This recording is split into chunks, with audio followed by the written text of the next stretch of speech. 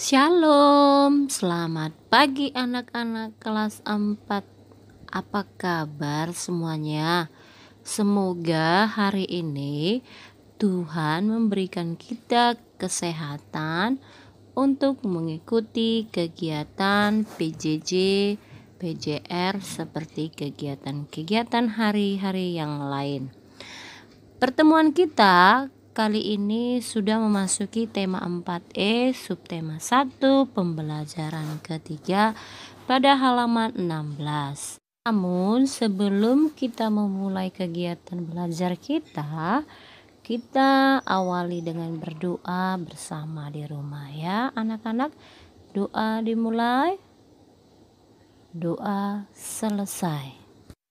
Adapun tujuan pembelajaran kita di PB3 ini, yang pertama menjawab pertanyaan berdasarkan teks dan menceritakannya kembali.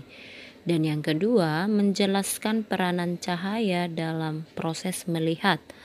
Dan yang ketiga melakukan percobaan mencampur warna cahaya. Hari ini kita masuk ke pembelajaran ketiga. Di halaman 16 ada suatu cerita anak-anak, kalian bisa membacanya dengan saksama. Dari cerita tersebut, setujukah kamu bahwa salah satu kriteria seorang pahlawan adalah seseorang yang senang menolong sesama? Nah, bagaimana menurutmu? Berikan pendapatmu ya.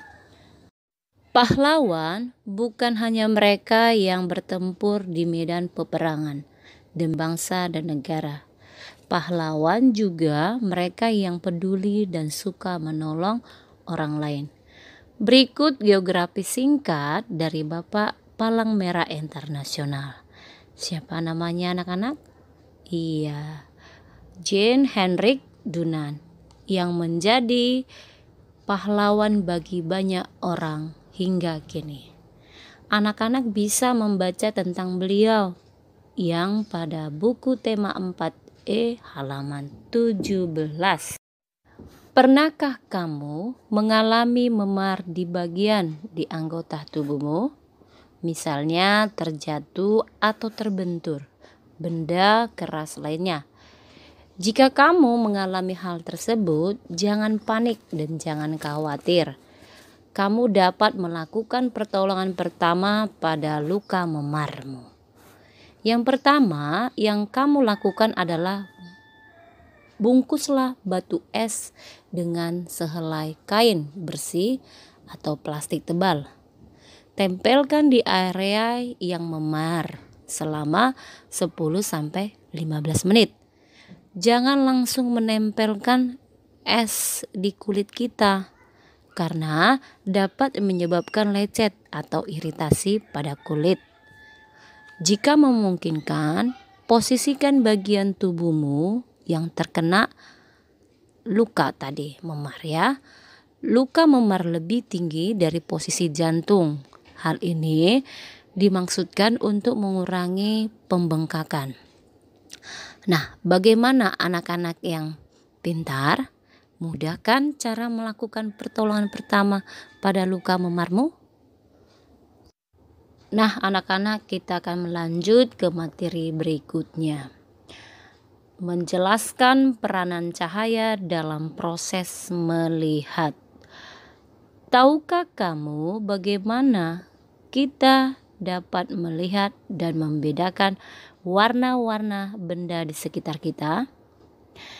Kita dapat melihat karena kita memiliki indera penglihatan. Indera penglihatan kita adalah mata. Perhatikan bagian-bagian pada mata dan fungsinya pada bukumu halaman 18. Ya anak-anak, mata dan fungsi-fungsinya berikut ini. Bagian-bagian pada mata terdiri dari otot mata, saraf mata, retina, lensa mata, iris, kornea, dan pupil. Dari bagian-bagian tersebut, mereka memiliki fungsi masing-masing. Misalkan yang pertama, otot mata berfungsi untuk menggerakkan mata. Yang kedua, saraf mata berfungsi meneruskan rangsangan cahaya ke otak. Retina berfungsi menangkap bayangan hasil pembiasan cahaya dari lensa mata. Dan yang berikutnya, lensa mata berfungsi untuk memfokuskan cahaya agar jatuh tepat di retina. Dan yang berikutnya, iris berfungsi mengatur besar kecilnya pupil serta memberi warna mata. Dan berikutnya, kornea berfungsi meneruskan cahaya yang masuk ke mata.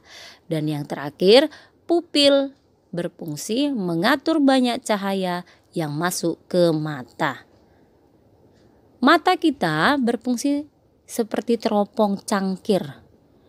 Cahaya menembus lubang kecil bernama pupil dan berhenti pada layar disebut retina. Proses ini membuat gambar terbalik. Saraf mata menghubungkan retina dengan otak,